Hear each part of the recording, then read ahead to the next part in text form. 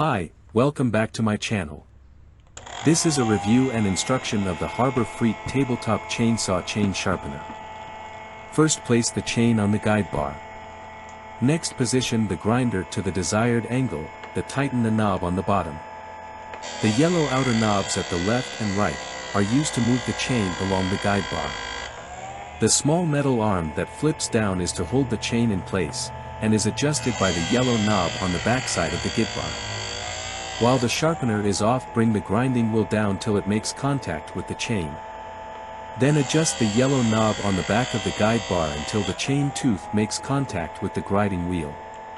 Bring the grinding wheel back up. Switch the sharpener on with the on/off switch on the back of the sharpener. Pull the brake handle to hold the chain in place. Now you are ready to start sharpening. Pull the grinding wheel down to start sharpening. I usually hold tension on the chain, but pull the chain slightly away from the grinding wheel so I do not cut into the tooth. But release some tension once the grinding wheel is all the way down, allowing the grinding wheel to grind from the bottom up. After about a few seconds the tooth should be sharp.